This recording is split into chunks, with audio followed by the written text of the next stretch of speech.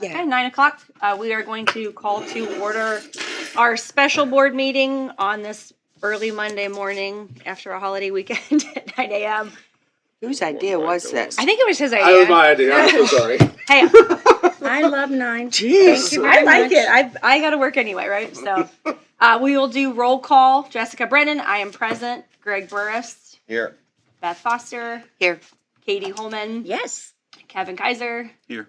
Kim Simonson. Yes, ma'am. And Brandy Wilson. Here. Excellent. Okay, great. First, for this special board meeting, we are going to have public comment. We do have one person signed up, Sarah Duffy, on the topic of public comment. Can't even open up the. I think you know the drill, but I think for formality, in order to address the board, individuals must sign in prior to the start of the meeting. Individuals that have signed in are given 3 minutes to speak. A maximum of 5 individuals may address the board regarding the same topic, issue, or concern. Individuals are asked to avoid repetition and shall not be permitted to use the names of individual employees or students.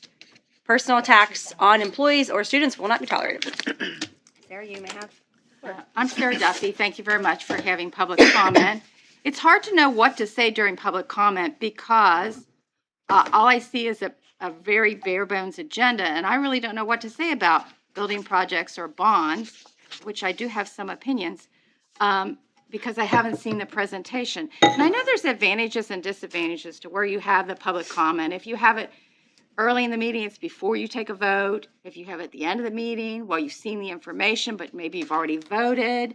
So I have a suggestion you might want to think about, and that is you might, on major issues that are ongoing, long-term, you may want to have your presentation one meeting and then not have a vote until the next meeting so people have a chance to see it, think about it, come back the next meeting, have their public comment before you actually take your vote.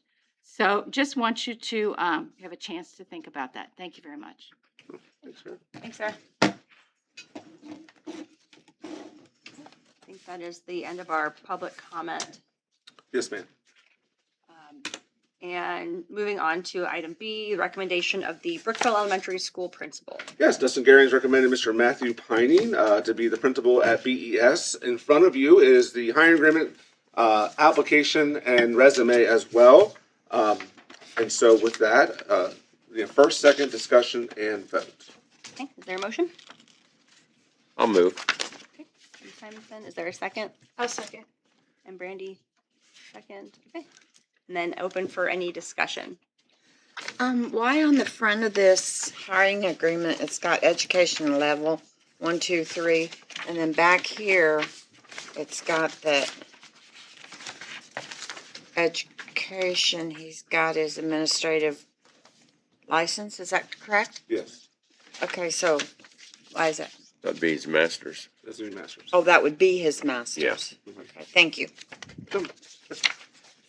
Two different vocaps. Sorry How about many people are on the selection committee? Just being curious. that. Yeah, hang on one second. Yeah.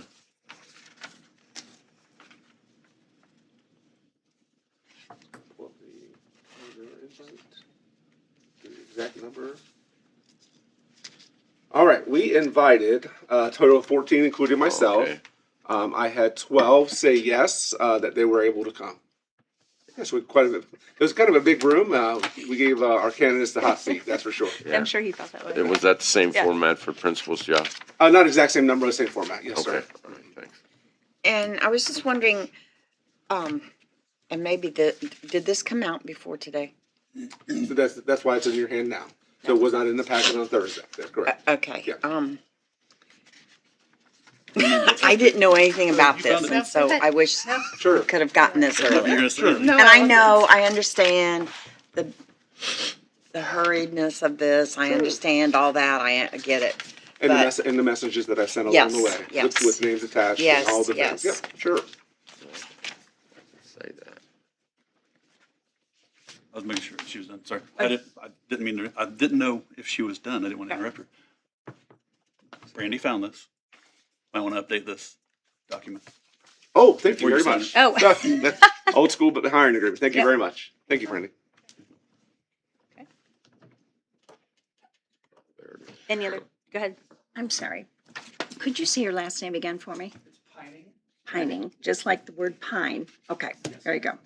And how long of a commute is this going to be? 26 minutes. I live in Guilford. Um, Off of Oh. North Dearborn, Mhm. off Solid Ridge. So you are already familiar with our community, very much so. Yes, very much. Okay. And where are you working now? Are you working now? I work at Northwest Local Schools right now. Okay. As the enrollment supervisor, I would say. I can't. Oh, I'm not sure what you can see on there. Yeah. So I've been a teacher there, taught special education since in public schools, then I taught at. Oh, yeah. Typically, we would do this after the vote. In fact, Yeah. take it away. Yeah. Very good. Please. Okay. Yeah. How about we go ahead and do the vote, since we have a first and second? Okay, He's gonna well, speak. we're still in discussion. We are in We're in discussion. discussion, Yeah. Mr. Kaiser, Yeah, please. happy to answer. So, taught Cincinnati Public Schools. Then I taught at, I came to Northwest, taught special education, became an educational consultant with Hamilton County Educational Service Center for a couple years. And then that's when I got my first admin job back at Northwest at Cody Middle. Did that for 4 years. Then I took a job over White Oak Middle, which is one of our sister schools in the district. That's where Dustin and I began actually working together. And then from there, I took the job that I'm currently in as the enrollment supervisor, which is I'm in charge of the district's enrollment, which is centralized for about 7,400 students. I'm the homeless liaison. I'm the foster care point of contact. I'm the transportation point of contact for all those students who have experiencing those barriers to regular school attendance. I'm the attendance officer for the district. So take on a lot of roles through that job. So that job is where I currently am. And if I'm, fortunate enough to get your vote of confidence today, then they will be notified today that I'm part of Franklin County at this point.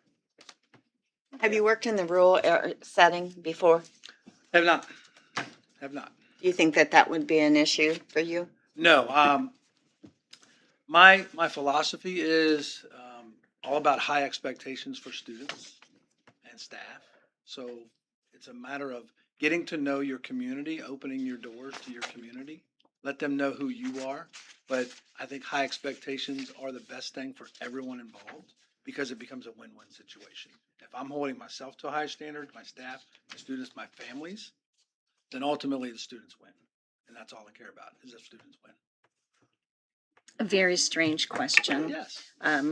Some of us on the board have been educators in the past and are retired now. And I've worked from elementary all the way through high school. So what is your feeling? Because most of your experience has been in high school. How do you feel about little munchkins? Well, I love that fact. My wife is actually the nurse at our preschool.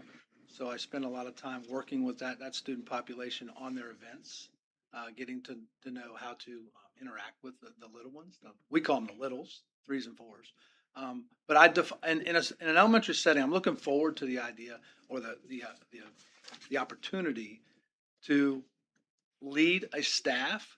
What I told them in the interview is, you're the experts in what you do in terms of academics, in terms of teaching children. The administrator, the principal's job is to get everything out of your way so you can do what you do best. So being an advocate for the staff, being an advocate for the kids in the community is your role. Get the parents what they need, the students and the staff what they need, so the teachers can do what they're the experts at doing, which is teaching the kids. Very good answer.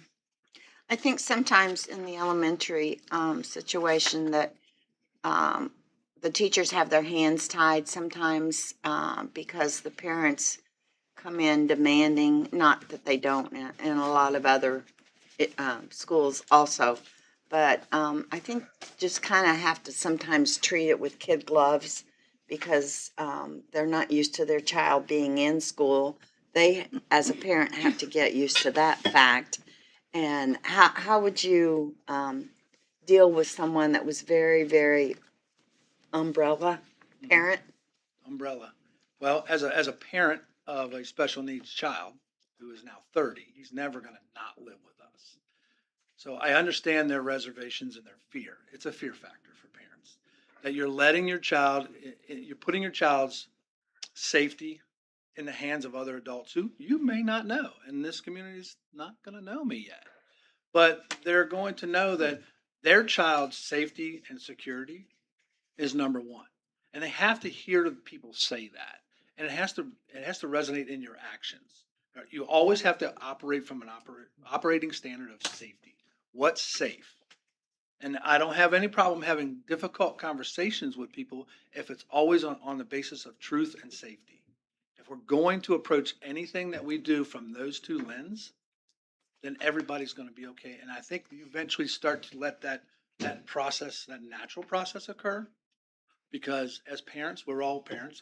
I'm assuming we're all parents. We've all walked that walk. So we were all fearful. It's being open to their approach, being open to their questions. Don't hide anything. Be very transparent with people. And as long as you earn their trust and they know that you're telling them the truth, things can work out for the best. Thank you. Yes. I have just a question. I think it's important for the board to support the selection committee, and obviously you are the best candidate. But I'm just curious, coming from the environment and coming to where we are, like following up with Beth, do you have any plans on meeting the community there at the elementary, since you're new to the area? I believe one of the biggest things that I mentioned in the interview process, because the PTA, a couple of the officers from the PTA were there, which I think is critical. They're a vital component of any school. Is making sure that communication is a big element of what you're doing as a school, because most times the doors are closed for safety purposes. So there's going to be an overt attempt to schedule times where parents can come meet me, or I go out into the community, make myself available in places where they can ask me questions. Who are you? They're going to want to know who I am. Yes, exactly. Where am I from? What are you all about? Right. And that is normal. To me, that's a very normal response on their part. Yes. I didn't know if you would have an open house, or maybe during some preliminary activities before school got started, you make yourself available. Once he's hired, his boss is going to tell him to come to the fair. Yeah, right. That's a good idea, right? Well, and I don't know anything about the fair yet, but that's one. But it can't be singular, Right. And sometimes you got to be willing to be flexible with your schedule, meaning myself, because they're working families. They may need me early in the morning, or they may need me later at night. You have to be, as an administrator, you are not bound by the bell of the day. Exactly. Starting bell, end bell. You have to make yourself available to your constituency so they have access and can share what their concerns with you. Sure. Yeah, participating in outside activities, local activities, I think is a key part too. Yeah. Yeah. Oh, just the idea of, even though being the principal and leader of BES, I'm very much into sports. That's good. So attending football games and basketball games and wrestling events and whatever it may be, that's kind of what I do. Uh-huh. Because my wife's in education as a nurse for years. That's kind of where we spend our time, just being involved and watching what's going on in our local community or our schools. Yeah. Thank you. Yeah, absolutely. Great question. Thanks. Okay, I think, are we ready for a vote? Okay, all in favor to accept the recommendation of Matthew Pining as the Brookville Elementary School principal, raise your right hand. Well, Matt, let's take a moment and go back to the original plan. Tell us a little bit about you, your family. You spoke about your background already, but tell us a little bit more about you. So I'm born and raised on the west side of Cincinnati. So had to break out of there. It's that cultural mindset that no one ever leaves the west side of Cincinnati. Well, I'm a rule breaker, so here I am. Grew up, went to Western Hills High School, home of Pete Rose. So I understand that fortitude, that grit that you got to have about being who you are and being truthful about who you are. I left there, went away to school, graduated from Northern Kentucky with my BA, got my master's at UC. I'm married to my high school best friend. We're coming up on 34 years, my wife Amy. We have two boys. One is Nicholas. He's 34. He lives in Statesboro, Georgia. He's a master club fitter, assistant pro in the golf industry. So a lot of people are jealous of what he gets to do every day. He actually works in Hilton Head right on Bluffton. Sounds rough. Yeah, and then my other son, Brett, he has what's called Williams syndrome, which is a deficit of the seventh chromosome, which makes him him. Unique, the happiest person on the planet. I'm in fact tomorrow morning, going to Buffalo, New York for the National Williams Syndrome Convention, where there will be about 500 other individuals just like him. It's like the second happiest place on the planet besides Disney. It will be that way. So he'll live with us. He works at Kroger a couple days a week in Harrison. He has a state worker that takes him places in Indiana, which we're very thankful for because we didn't get that. Indiana, our move in 2018 to the Guilford area was the best thing we've ever done for my family. We lived in the Coleraine area, and I decided that, it's conversations with my wife. Now, she ultimately decided, I'll be real, that I think we need something different. I think we need to go where families are families and things are right. And she agreed, and we've been out here since 2018 in April. Been transporting back and forth, going to work where I am now. And in the interview, it was funny because I talked to Shannon. Last name is New, correct? Yeah. And she actually had communicated back with me at one point, and I said, I don't ever want to cross that state line again. I found my home. We love where we live here in Indiana, and we're not going anywhere. And that's why I really was hopeful that I would get the nod for this job. Well, thank you. Thank you. Yep. Excellent. All right. Well, welcome aboard. Thank you. Appreciate it. Takes us to C, recommendations for our Franklin County High School principal. There's not a handout on that one. There is. Supposed to be? It's in the same packet. Same packet, Yep. okay. Should we keep turning? Should be. I could be No. wrong. I don't think I have it. You know what? Yeah. I apologize. Hang on one second. Okay. That was because I have the copies in front of me. Okay. Sorry about that. That's all right. There we go. Sorry about that, everybody. All right.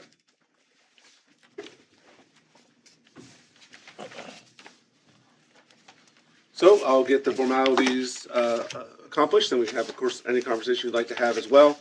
So Dustin Gehring is recommending Mr. Nick Messer, current assistant principal at Franklin County High School, to become the principal of Franklin County High School. And with that, whenever ready, I would need a first, second discussion and a vote. Okay. Is there a motion? I'll make a motion. Randy? And is there a second? Kevin, thank you. Okay. Any discussion?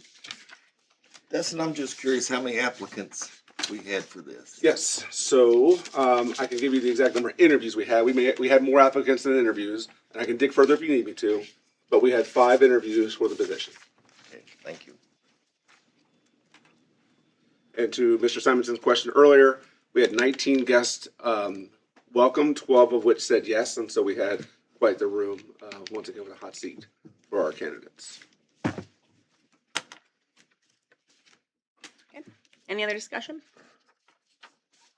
I'll give it a moment. Go ahead, Katie.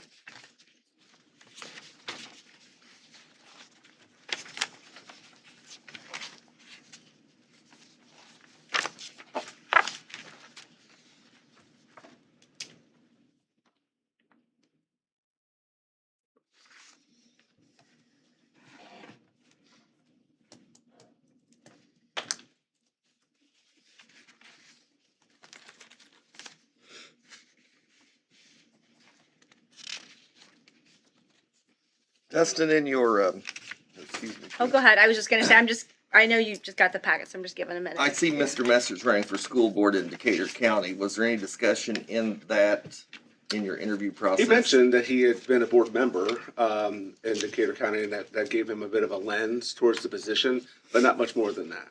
Okay, well, he's running again this fall.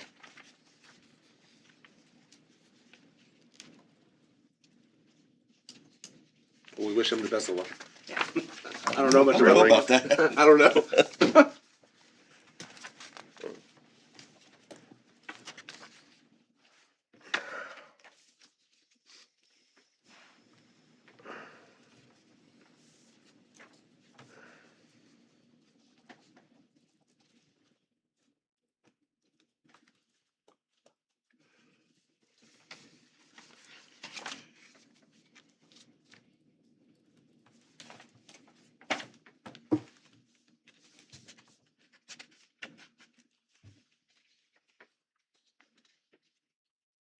Did you ladies need any more time, or did you have any other discussion?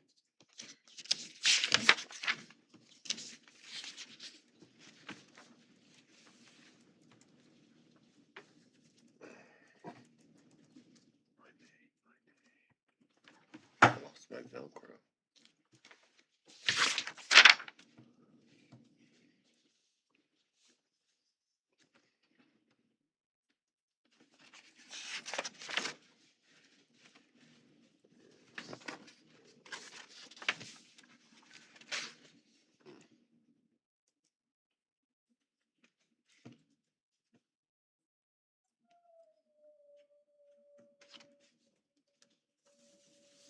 That's a new noise.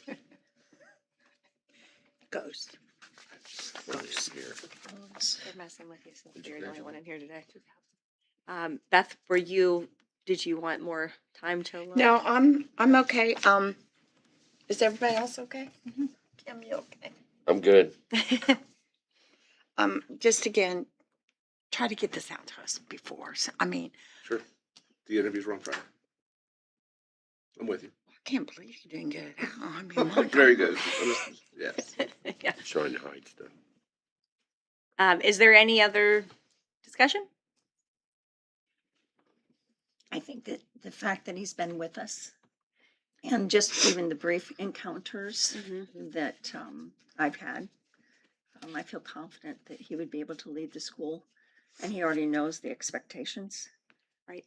And I would hope that he would hold up to that. I agree. I think serving on the school board may give him a different perspective of what we're thinking. What's the contract length? So it's 230 days for the high school principal position. How many years? It's just right now. This is just for one. 1 year, Yeah. okay. And when we come back in October, after negotiations, we may be having a conversation about do we want to do anything different. Okay. But for right now, this is just getting us in the door with one.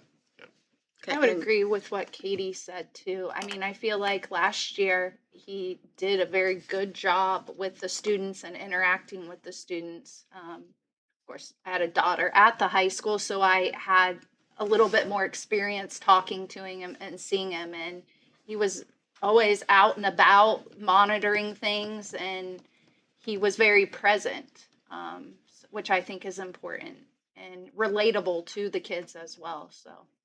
No, I agree. I've had the same experience, and even from Dustin's word, professionally, I think he's done well. Can I circle back just a minute? Is Matt's contract also for 1 year? It is. 2 years? 1 year? Okay. So every time we bring an initial like this, Okay. it's just a 1 year to get in the door. Now, after negotiations, we come back to the conversation. But yes, it is just. Okay, to get thank in the you. door. Would that also be in October? It's always in, yes. So after negotiations, we come back. If there's no further discussion, we can put this to a vote. All in favor to accept the recommendation for Nick Messer as the Franklin County High School principal, raise your right hand. Excellent. Okay. And I think that takes us to item D, which is the resolution authorizing partial withdrawal of perf cover position. Yeah, so this is on behalf of Kendra Franks. This is just that next step, kind of a logistical step around shifting to Chartwells as our provider. Our employees that were under the perf, we have to have a resolution authorizing the withdrawal of that, those covered positions. And so it's written the following way. The recent contract from third-party food service provider requires a resolution authorizing partial withdrawal from the following perf covered positions to the Indiana Public Retirement System. And this is from Mrs. Kendra Franks, who is requesting the approval of the resolution. Again, this is just that next step to allow them to be released from PERF. With that, I will need a first, second, any discussion and vote. Is there a I motion? move. Katie and Beth second. Any discussion? Okay. All in favor to accept Kendra's recommendation for the resolution authorizing withdrawal of the perf covered position, raise your right hand. Excellent. Okay. And then last we have discussion over bond details and building projects. This item is discussion only. So just to kind of kick off the conversation, it could be as long or as short as the board would like. I shared a tool with you as we went into the weekend, an opportunity to see the things that came out of our training, as well as this conversation of kind of what's our next step. And so I wanted to make sure that we had a chance to have that conversation prior to the hearings. There are no hearings happening today. It is really just, is there anything that you're thinking that I haven't yet heard or that I need to hear as I approach, because I will be planning to bring these conversations to you. As you know from our training, we are approaching a mindset of approval of an umbrella of an amount that will be protected from future legislation that can grandfather us in. And any withdrawal from that amount will require the steps that are typical in our bond process. So there's no lack of transparency. There's nothing. There's no hidden veil here. It is just really a chance, because we're in a very special place versus a lot of other corporations, that we do have a debt cliff that we can protect from future legislation and other steps by moving forward with this concept of the umbrella amount. As of right now, unless I heard differently from you, my plan of action is to work with our bond counsel to say, what is that maximum amount that we can put into the umbrella, knowing that that's not what we're pulling out, not at all, not whatsoever, but rather that we're protecting that amount as we approach that step. That will then give us the choices around every future phase. Our phases right now, that you are very much aware, are to renovate our elementary schools, which is exactly the direction you've given me. And so we are processing that through the $25 and then anything that we're going to do coming soon in the 26 or beyond. But we have more phasing to go as well. We're not done there. And so there's lots of conversations happening around lots of other projects, from paving to different center campus updates, field house. There's a conversation. None of these things are things that we're approving in this process at all, just that we'll have an opportunity to. Given the nature of the conversation, is there any other direction you'd rather I went, or any other conversation you want to have as a board approaching these hearings? And I'll be quiet and let's talk. I have a couple of questions. I know we got some information that was emailed to us in regards to your conversation with Dr. Ketchum. I won't get into conversation. Yes, sir. Was that discussion supported by Kristen? That you mentioned in that email, I thought that you would get in contact with her to make sure that she was comfortable with that. So her comfort level, to be clear, Yeah. is around whether we can spend money on Mount Carmel, so that we know that we are Right. We have clarity. Right. I'm not afraid to talk about it. The Sure. clarity from that the state is not coming down to close Mount Carmel. Right. That was very clear. It was made clear to me, and I feel like finally we've got a sense of relief. Yes. Right. That you know, the question was asked, and the question was finally answered for this community. That's not happening. Yes. The second part of that equation, to your point, Yeah. is are we in a position to feel confident enough to spend money on it? And that is where Chris and I still need to get together. That just happened late last week, and then my wife and I enjoyed our 25th anniversary. Well, congratulations. So we just haven't connected yet. But I'm going to be asking her, what is it you need from us to feel that same level of confidence? So not yet. Long answer to I say was not just quite wondering, yet. But even it's though it was 99.9, Right. still I Sure. would value her expertise as we did when she brought in. always do. Yeah, I'd also like to comment on the drafting of the resolution. I thought, Jesse, you did a nice job. Oh, thank you. And I said that in your email. And the other thing I just wanted to say publicly, and you know my position. I would be remiss if I didn't say it. I still think we're making a mistake putting money into Brookville Elementary opposed to building a new school or a hybrid school. So that's my comment in regards to that. So, thank you. May I ask one question? You may not be able to answer it. I'll do my best. I know that we currently are not on the radar, Mhm. but this,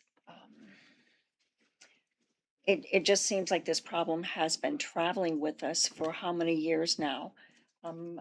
For as long as I've been on the board. Sure. So is there a chance Mm. that they are going to come back and Okay. try to Well, let me talk bring about the it. topic back up? So none of this will surprise the board because I've been talking about it since the moment I got here, that the community itself has been concerned about that they've been told time and time again, the state's coming, the state's coming. So I continuously ask questions, and so what I do, I chase you. information. And we have a very special crossroad happening October 1st.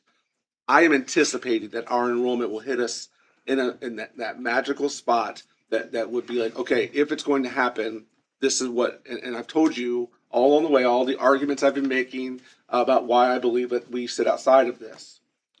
My conversation with the IDOE said to me very clearly that we are not on their radar. We are not, they're not in the business of coming to Franklin County to close any of our schools.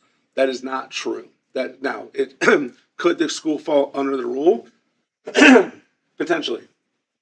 But the enforcement of that rule upon us is not at all what they're looking to do. And this comes from a very trusted source who has a direct connect to those who make this type of decision and had done research before they called me.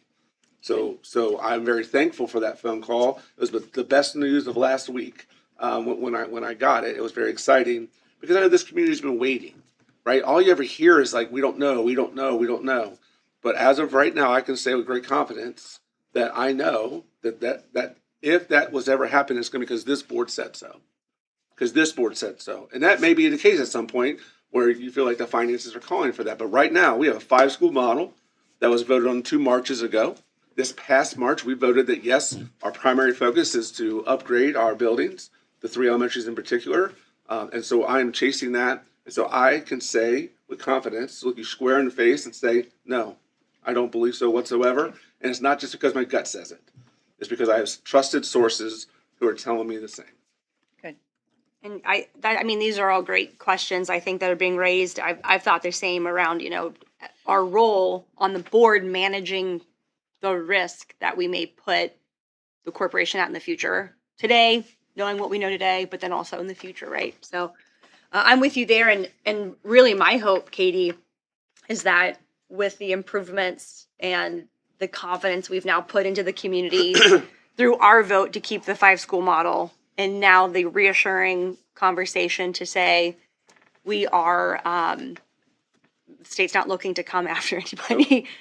My hope is that we'll start to move that ship, and it's a big ship to turn, right? So, but the hope is that we will see our enrollment, our families, continue to put confidence in us.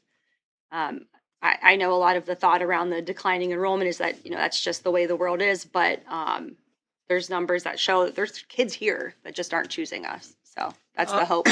Personally, we lost 2 athletes this year, just this week to East Central. So just keep that in mind. Now that's the hope is, can we improve our facilities, our offering, right? 2 good athletes this week. Yeah.